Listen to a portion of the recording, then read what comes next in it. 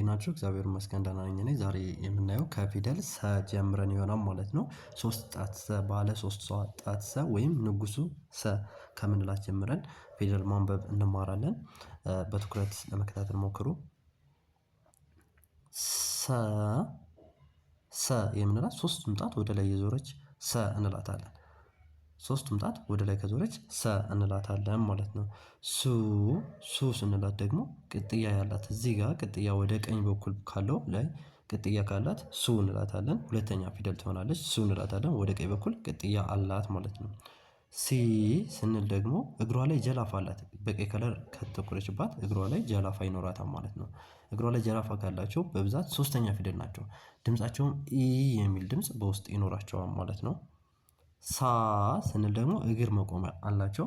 አንዳንዶች የቀኝ እግራቸው ዘለግ ይላል፣ የግራ እግራቸው ያጥራል አራተኛ ሲሆኑ፣ አንዳንዳቸው ደግሞ አንድ ምንም እግር የሌላቸው ከሆነ ከመጀመሪያው ፊደል ላይ እግር ይቀጥልላቸዋል ማለት ነው። እነዚህን ሳ እንላቸዋለን። ይችኛዋ ደግሞ ቀለበት ይኖራታል። አምስተኛ ፊደል ደግሞ ቀለበት ይኖራታል። ሴ እንላታለን። አምስተኛ ፊደላቶች ሁሉም በሚባል ደረጃ ባለ ቀለበት ናቸው።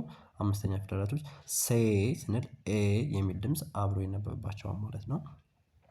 ስድስተኛ ፊደላቶች ደግሞ ወደ እግሯ ላይ ፊደሏ በቀይ ከለር ያጠቆርኩባት ላይ እግሯ ወደ ግራ በኩል ዘንበል አለች ማለት ነው። ወደ ግራ በኩል ዘመም ስትል ስ እንላታለን። ስ ስንል የሚል ድምጽ አብሮ ይገባል። ስድስተኛ ፊደል ናት ማለት ነው። ሶ የምንላት ደግሞ በመሃል ላይ ረጅም እግር እናወጣላታለን። በመሃል ነው የምናወጣት። ስድስተኛዋ በዳር በኩል በግራ በኩል በዳር ነው የምናወጣ። ሰባተኛዋ ደግሞ በመሃል ላይ እግር እናወጣላታለን። ሶ እንላታለን። እስኪ አብረን እንቆጥር። ሰ ሱ ሲ ሳ ሴ ስ ሶ። አሁን ሙሉንም ፊደል አየን ማለት ነው። ቀጥታ አሁን ደግሞ ወደ ፊደል ረ እንሄዳለን። ረ የምንላት ደግሞ ይቺ ትሆናለች ማለት ነው። ረ እንላታለን። የመጀመሪያ ፊደል ናት። ሩ የምንላት ደግሞ ታች ላይ ታች ላይ ቅጥያ እናደርግባታለን እዚህ ጋር ማለት ነው። ይሄ ቅጥያ ታች ላይ ኖራት ቅጥያ ታች ላይ ሲኖራት ሩ እንላታለን። ሁለተኛ ፊደል ናት ማለት ነው። ሪ የምንላት ደግሞ ልክ ወደ ውስጥ በኩል ጠመዝማዛ ይፈጠርባታል ማለት ነው። ወደ ውስጥ በኩል ጠመዝማዛ ይፈጠርባታል። ሪ እንላታለን ማለት ነው። ራ የምንላት ደግሞ ወደ ውጭ በኩል ወደ ውስጥ አስገብቶ ወደ ውጭ መልሶ የሚወጣት ልክ ይሄን ጠመዝማዛ ነገር ሲፈጠር ራ እንላታለን ማለት ነው። አምስተኛ ፊደላቶች ደግሞ ምን አላት? ቀለበት አላት። ሁሉም አምስተኛ ፊደላቶች ቀለበት አላቸው ብለናል አይደለ? አምስተኛ ፊደሏ ደግሞ ቀለበት ይኖራታል ማለት ነው። ር የምንላት ደግሞ ልክ ሁለቱም ከላይም ከታችም ያላት እንትን እኩል ሆኖ ይቆማል ማለት ነው። ይችን ር እንላታለን። ሮ ከላይ ቀለበት ይኖራታል። አምስተኛ ፊደላቶች ከእግራቸው ላይ ቀለበት ሲኖራቸው፣ ሰባተኛ ፊደላቶች ደግሞ ከላይ ከጭንቅላታቸው ላይ ቀለበት ይኖራቸዋል ማለት ነው። ሮ ከዚህ ጋር ቀለበት አላት ማለት ነው። ነገር ግን የሰባተኛ ፊደላቶች ሁሎችም ቀለበት አላቸው ሊባል አይቻልም። አልፎ አልፎ አንዳንድ ፊደላቶች ቀለበት ይኖራቸዋል። ወደዚህኛው ሰ ስንሄድ ደግሞ ሰዓቱ ሰ እንለዋለን። ይሄኛውን ማን ነበር ያልነው? ሰ። ይሄንም ሰ እንለዋለን። ሁለቱንም ሰ።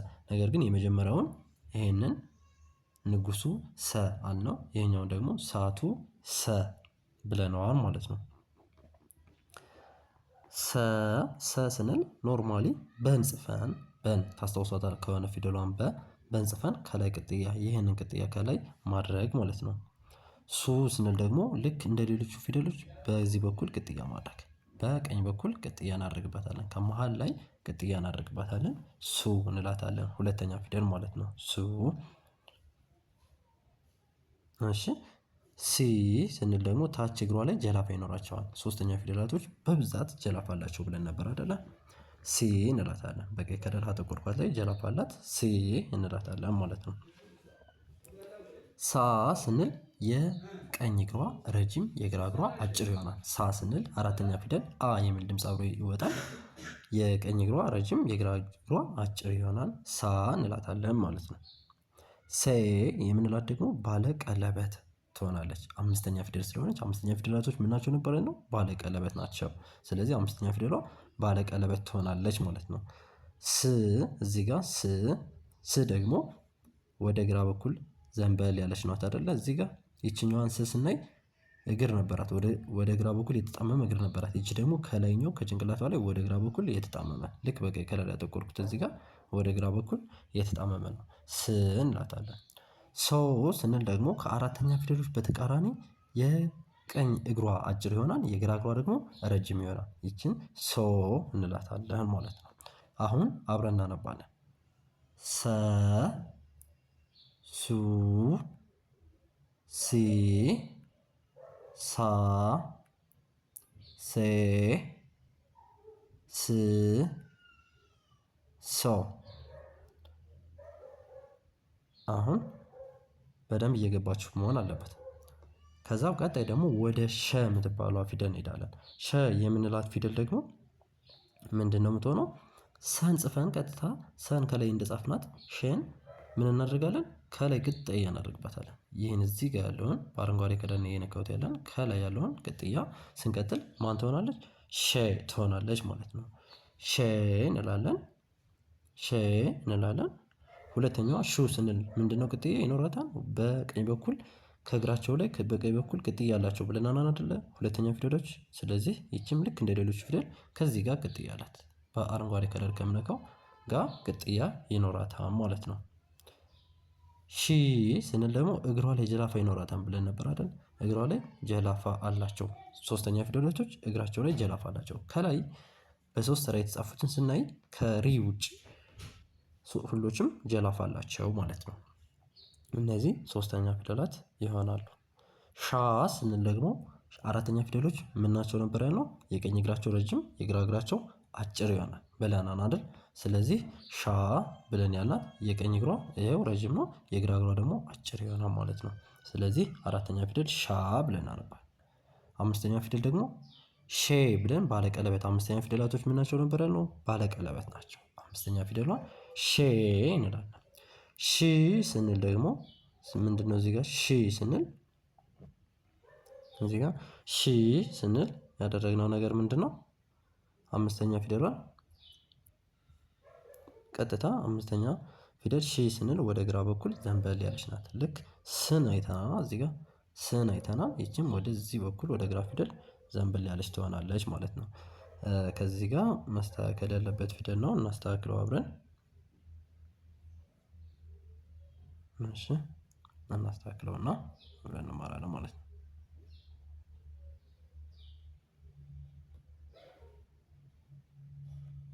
እሺ ሾ ስንጽፍ ደግሞ እንዴት እናደርጋታለን? ቀጥታ ስንጽፍ ልክ እንደዚች አድርገን እንጽፋለን ማለት ነው። ሾውን ስንጽፍ ልክ ከዚህ ጋር እንዳየነው እንዴት አድርገን እንጽፋለን?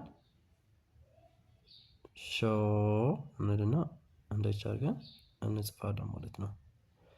ምን ትሆናለች? እቺ የግራ እግሯ አጭር ትሆናለች ማለት ነው። ሶሪ የቀኝ እግሯ አጭር ይሆናል፣ የግራ እግሯ ረጅም ይሆናል። ሾ እንዳታለን። እስኪ አብረን እናንብብ።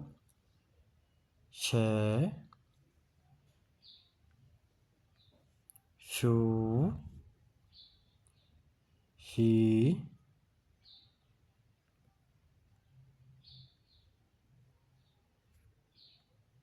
ሻ ሼ ሺ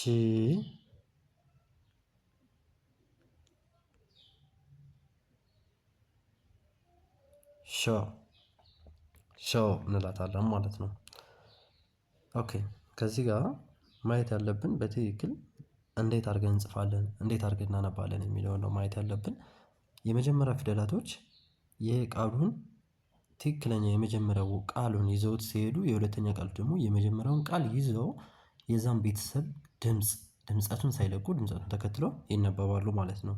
ለምሳሌ ረ ስንል ሩ፣ ሪ፣ ራ፣ ሬ፣ ር፣ ሮ ስንል የመጀመሪያ ረ የሚለውን ድምፅ ሳንለቅ ድምፀቱን ተከትሎ ሁሉም አብሮ ይሄዳል ማለት ነው። በውስጥ መስመር መማር ለምትፈልጉ ታች ላይ ባስቀመጥነው ስልክ በኢሞ፣ ቴሌግራም እንዲሁም በዋትስአፕ ደውላችሁ መማር ትችላላችሁ። በምትፈልጉት መጠን አስተምረን ብቁ እናደርጋችኋለን። ስላዳመጣችሁን ከልብ እናመሰግናለን።